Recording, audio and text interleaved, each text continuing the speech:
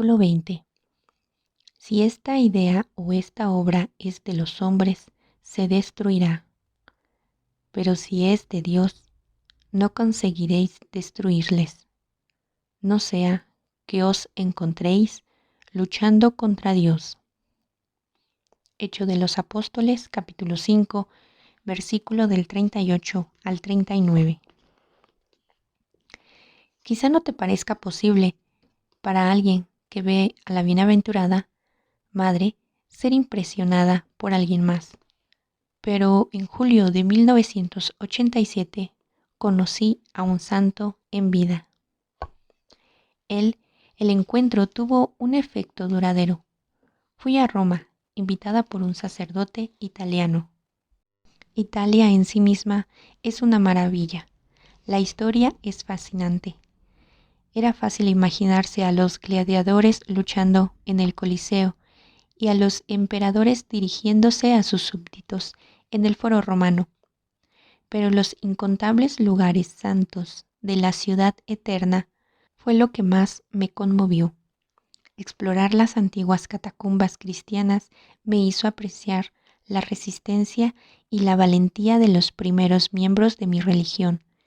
Contemplar la Capilla Sixtina y los altos techos de basílicas como la de la Santa María la Mayor me mostró las sorprendentes hazañas que pueden llevar a cabo a los hombres de fe. Orar ante las tumbas de los santos y mártires y estar en un lugar donde tanta gente ha vivido y ha muerto antes de mí, me hizo reflexionar sobre los constantes avisos de Nuestra Señora respecto a la brevedad de la vida en la tierra. Ser una peregrina en una tierra extranjera también me dio una nueva expectativa de las experiencias de los peregrinos que venían a Medjugorje. Y justo cuando pensé que mi viaje no podía ser mejor, acompañamos a un grupo de jóvenes croatas a ver al Papa Juan Pablo II en el Vaticano, el miércoles 22 de julio. Los primeros rayos de sol habían alcanzado la enorme cúpula de la Basílica de San Pedro cuando llegamos aquella mañana. Llegar pronto nos ayudó a ponernos en primera fila para la audiencia del Papa que iba a celebrarse en la Plaza de San Pedro. Al cabo de un rato empezaron a llegar miles de peregrinos. La multitud estaba eufórica cuando el Papa salió. Caminó entre la gente bendiciéndola. Cuando pasó donde estaba nuestro grupo, puso su mano sobre mi cabeza y me bendijo. Todo terminó antes de que me diera cuenta. Me quedé allí de pie, sonriendo, entusiasmada por haber recibido mi primera bendición papal. Pero como el Papa seguía allí, el sacerdote italiano que me acompañaba dijo en voz alta: «Santo Padre, ella es Mirjana de Medjugorje». El Papa se detuvo, retrocediendo, y alargó el brazo para bendecirme de nuevo. Me quedé helada. El azul intenso de sus ojos parecía penetrar mi alma. Incapaz de pensar en algo que decir, incliné mi cabeza y sentí el calor de su bendición. Cuando se fue de nuevo, me giré hacia el sacerdote italiano y le bromé: «He pensado que necesitaba una doble bendición». Los dos nos reímos.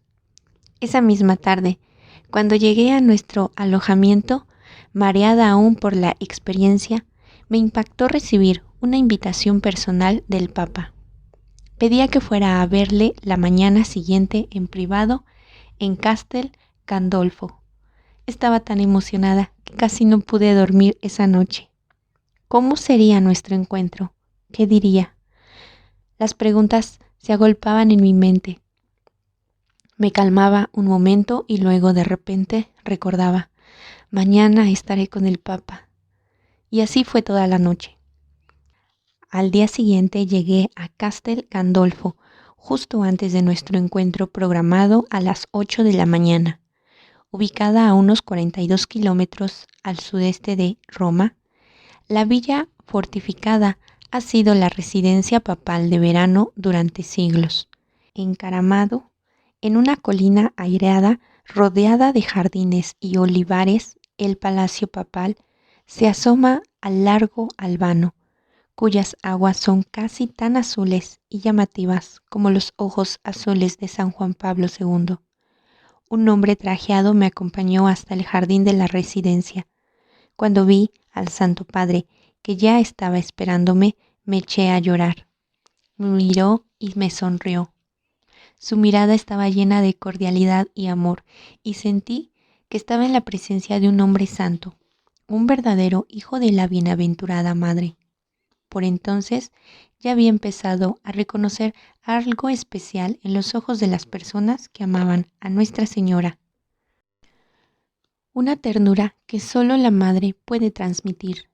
Lo vi en el Papa, Juan Pablo II, de una manera más fuerte de lo que lo había visto jamás en otra persona. El Papa me indicó que me sentara con él. Tenía que convencerme a mí misma que no estaba soñando. Siempre había pensado que un encuentro con el Papa era algo inalcanzable para una persona insignificante como yo. Pero ahí estaba yo. Quería saludarle, pero estaba tan nerviosa que no conseguía formar una frase. El Papa amablemente me estrechó la mano. Dicen Dobry, dijo. No podía entenderle. Estaba tan excitada que mis oídos me estaban jugando una broma. ¿Había un cortocircuito en mi cerebro? Dijo una frase en croata. Estaba avergonzada. Tenía la oportunidad única en la vida de encontrarme con el Papa y no tenía ni idea de lo que él estaba diciendo. Sus palabras parecían similares al croata, pero no pude descifrarlas. Pronto me di cuenta de que estaba hablando en polaco.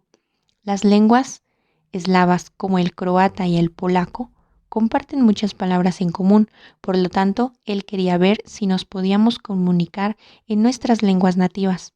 Por desgracia no funcionaba, pero recordé que había otro lenguaje que los dos conocíamos. Santo Padre, dije, ¿possiamo parlare in italiano? Sonrió y asintió. Sí, bene, Mirjana, bene. Hablamos sobre muchas cosas, algunas puedo compartir, otras no. Pronto me sentí muy a gusto en su presencia. Habló con tanto amor que podría haber hablado con él durante horas. Por favor, di a los peregrinos de Medjugorje que recen por mis intenciones, dijo. Lo haré, Santo Padre, le aseguré. Sé todo sobre Medjugorje. He seguido los mensajes desde el principio. Por favor, dime qué sientes cuando Nuestra Señora se aparece. El Papa escuchó con atención mientras describía lo que experimentaba durante las apariciones. En alguna ocasión sonrió y asintió delicadamente con la cabeza. Y cuando ella se va, concluí, siento mucho dolor y todo lo que puedo pensar. En ese momento es cuando la veré de nuevo. El Papa se inclinó hacia mí y dijo, cuida bien de Medjugorje, Mirjana. Medjugorje es la esperanza del mundo entero. Las palabras del Papa parecían como una confirmación de la importancia de las apariciones y de mi gran responsabilidad como vidente. Estaba sorprendida por la convicción de su voz y por cómo brillaban sus ojos cada vez que decía la palabra Medjugorje, sin mencionar lo bien que pronunciaba el nombre de mi pueblo, que siempre ha sido tan divertidamente difícil de pronunciar para los extranjeros. Santo Padre, dije, me gustaría que pudiera ver a toda la gente que va allí a rezar. El Papa giró su cabeza y miró hacia el este, lanzando una mirada pensativa.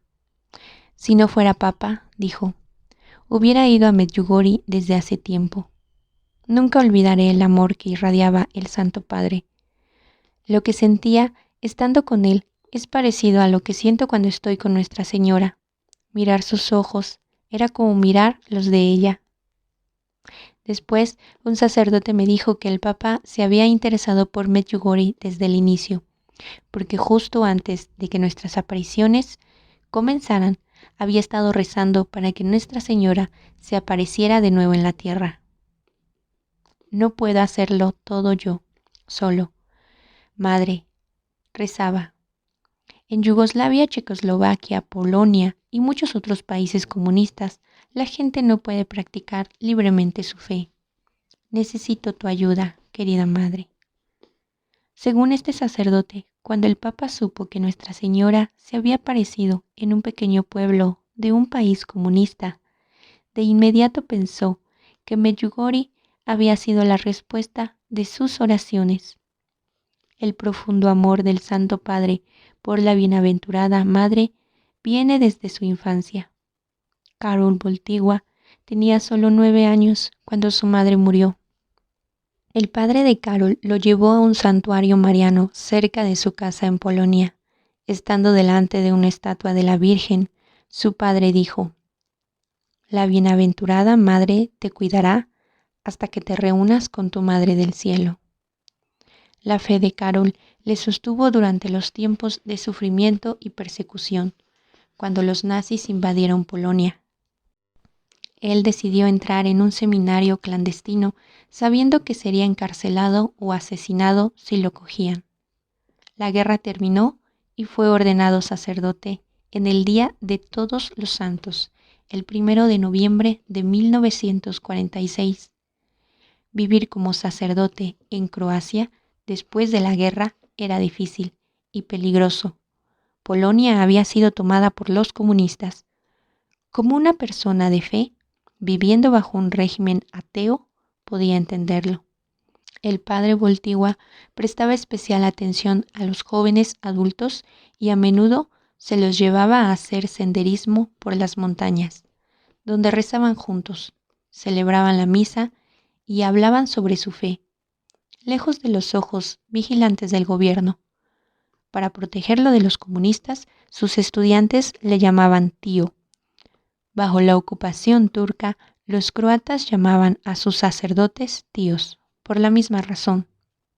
La devoción del padre Wojtyła hacia la bienaventurada continuó creciendo mientras era sacerdote. Ya estaba convencido de que María nos lleva a Jesús, dijo, pero en ese tiempo también comencé a darme cuenta de que Cristo nos lleva a su madre. Se puede incluso decir que tal como Cristo en el Calvario señaló su madre al discípulo Juan, así la muestra a todos los que se esfuerzan por conocer y amarle a él. Uno de los amigos más cercanos del Papa reveló después que el padre Wojtyła visitó al padre Pío en 1947. El reconocido y místico estigmatizado confesó al padre sacerdote y le dijo: «Un día llegarás al puesto más alto en la iglesia». Cuando el padre Wojtyła fue nombrado cardenal, creyó que el vaticinio del padre Pío se había cumplido, pero Dios tenía planes aún más grandes para él. Fue elegido papa en 1978, el primero no italiano en ocupar la cátedra de Pedro en 455 años. Dirigiéndose por primera vez a las multitudes desde el balcón de la Plaza de San Pedro, el Papa Juan Pablo II dijo que aunque tenía miedo de aceptar la responsabilidad del papado, lo haría en espíritu de obediencia al Señor y total fidelidad a María, nuestra Santísima Madre. Eligió el lema papal de Totus Tus, en latín todo tuyo, como referencia a su completa consagración a la bienaventurada Madre, y justo un mes antes de que me encontrara con él, Juan Pablo II, consagró oficialmente el año 1987 a 1988 como año mariano, diciendo: «Oh María, queremos que tú brilles en el horizonte de nuestra era, mientras nos preparemos para el tercer milenio de la era cristiana». «¿Pero el centro no debería ser Jesús?», me preguntó un día un peregrino. «Absolutamente», respondí, y esta es exactamente la razón por la que Nuestra Señora viene. En sus mensajes Nuestra Señora nunca ha dicho: «Ven a mí y yo te daré». Por el contrario, solo ha dicho: «Ven a mí y yo te guiaré a mi Hijo y Él te dará.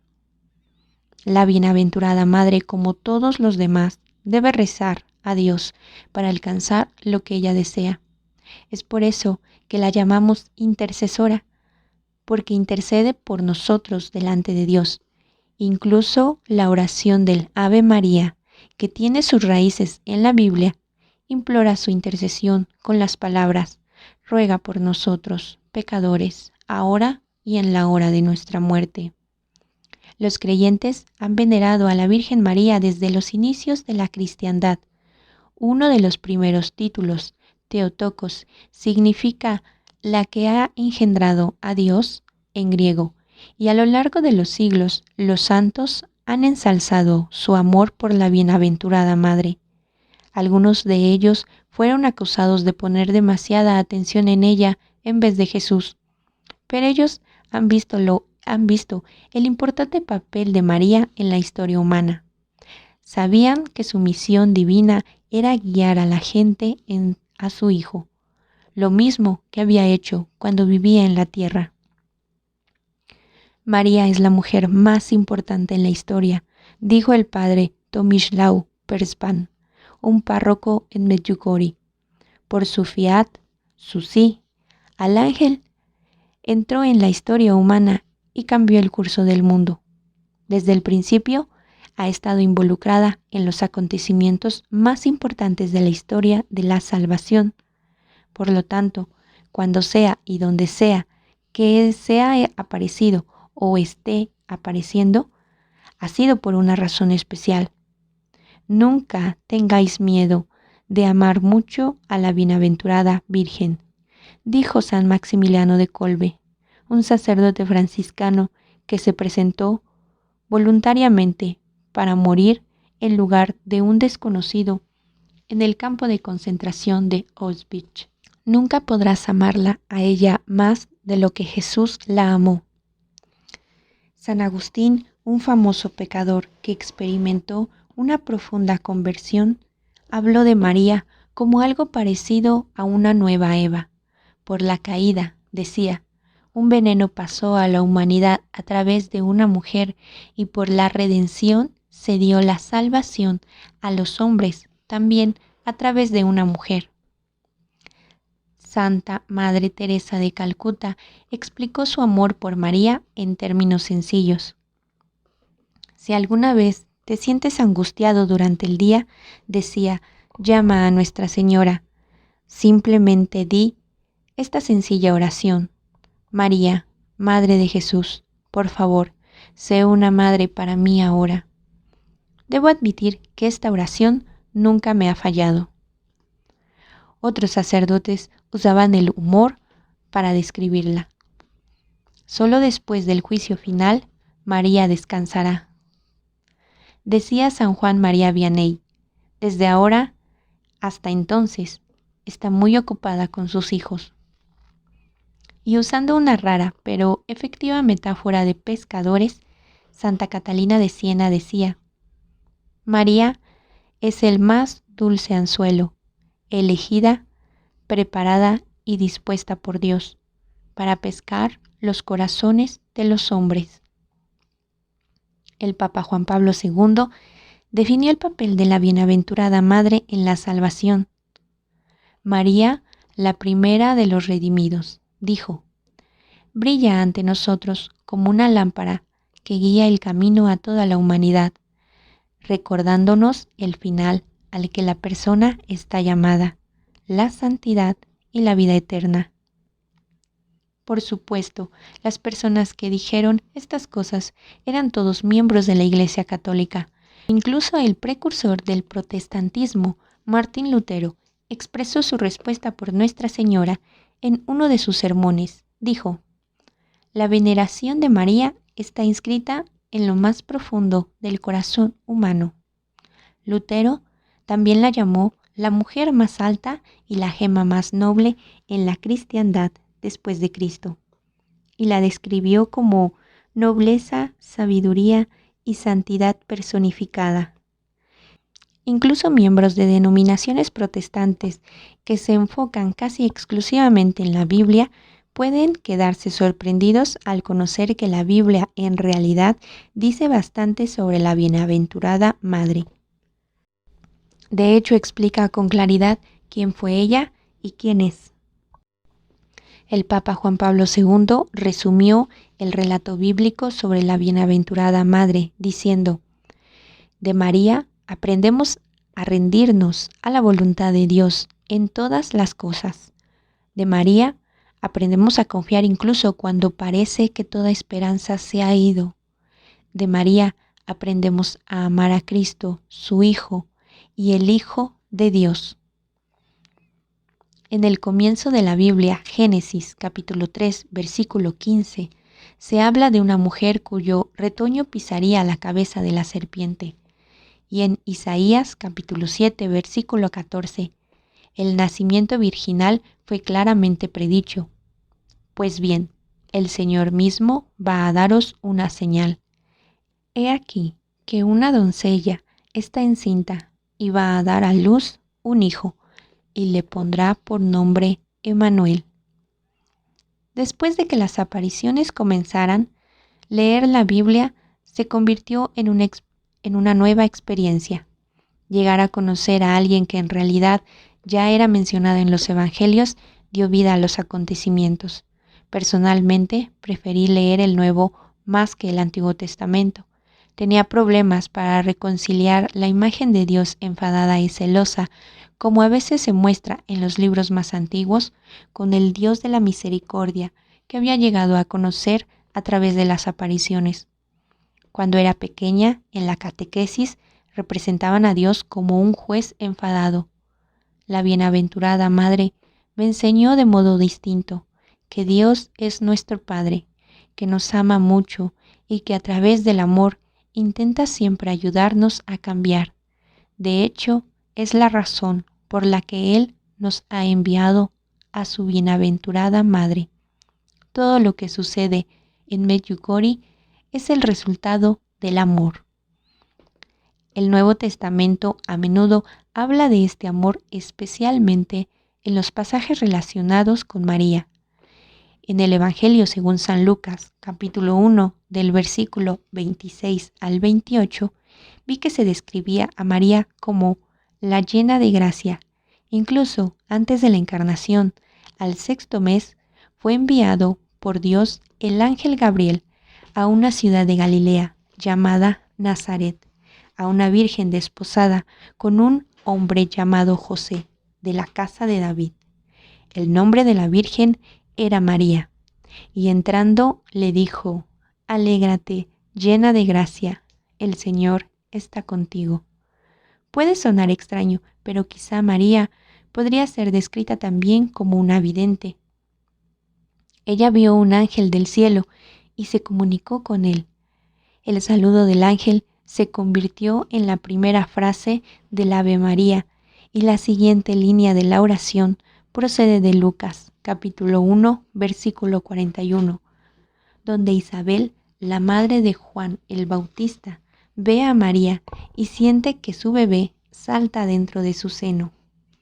Bendita eres entre las mujeres, exclamó Isabel, y bendito es el fruto de tu vientre. Como Jesús dijo, cada árbol es conocido por sus frutos. Si Jesús fue el fruto del seno de María, entonces, ¿qué se puede decir sobre el árbol del cual él procede? Quizá la respuesta se hace más clara en el Evangelio según San Lucas, capítulo 1, versículo del 46 al 49, donde encontramos la fuente de otra querida oración conocida como el Magnificat. Aquí María expresa su agradecimiento a Dios y parece reconocer su gran papel en el futuro de la humanidad. Engrandece mi alma al Señor, y mi espíritu se alegra en Dios mi Salvador, dice, porque ha puesto los ojos en la humildad de su esclava. Por eso desde ahora todas las generaciones me llamarán bienaventurada, porque ha hecho en mí favor, maravillas, el poderoso. Santo es su nombre. En referencia a las bodas de Caná, donde Jesús realizó su primer milagro a petición de su madre, el Papa Juan Pablo II dijo una vez: María se coloca entre su Hijo y la humanidad en el realismo de sus deseos, necesidades y sufrimientos.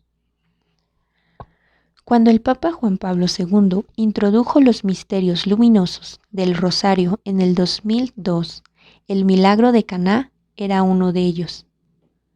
Las instrucciones de la bienaventurada Madre a los sirvientes justo antes de que Jesús convirtiera el agua en vino: haced todo lo que Él os diga, son todavía hoy igual de significativas. Y en Lucas capítulo 2, versículo 34, Simeón predice cómo los sufrimientos de María estarían unidos a los sufrimientos de Jesús, cuando dijo: Este está puesto para caída y elevación de muchos en Israel, y para ser señal de contradicción, y a ti misma una espada te atravesará el alma, a fin de que quede al descubierto las intenciones de muchos corazones.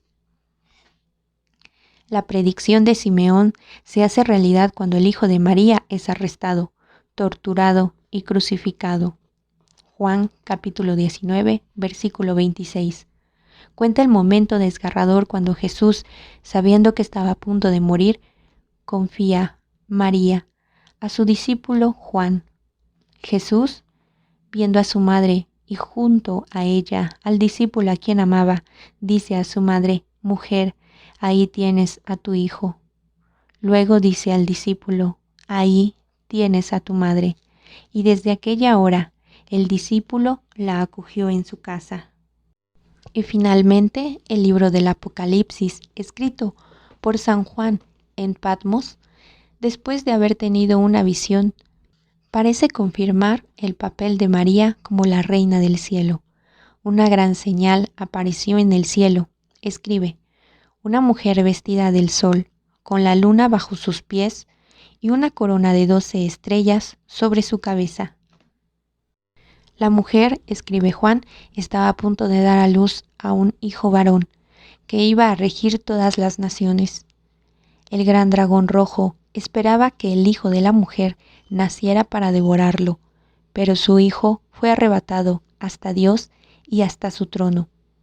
Juan entonces escribe que la mujer en su visión huyó al desierto, a un lugar preparado por Dios, pero el gran dragón rojo, la serpiente antigua, el llamado Diablo y Satanás, el seductor del mundo entero, continúa persiguiéndola. El dragón, dice, está enfadado porque sabe que su tiempo en esta tierra es corto. De manera interesante, el libro final de la Biblia parece confirmar lo que predice el primer libro. La mujer está todavía en enemistad con la serpiente. Esta parte de la visión de San Juan concluye con lo que podía también ser visto como una representación de la persecución de los cristianos. Entonces, el dragón, despechado contra la mujer, se fue a hacer la guerra al resto de sus hijos, los que guardan los mandamientos de Dios y mantienen el testimonio de Jesús. Como es bien sabido, San Juan Pablo II dijo: no tengáis miedo. La Biblia claramente nos dice que Dios triunfará, así que en lugar de preocuparnos por el futuro, en realidad solo hay una pregunta que necesitamos hacernos a nosotros mismos: ¿de parte de quién estoy? En la fotografía, el padre Milán Mikul preside nuestra boda arriba.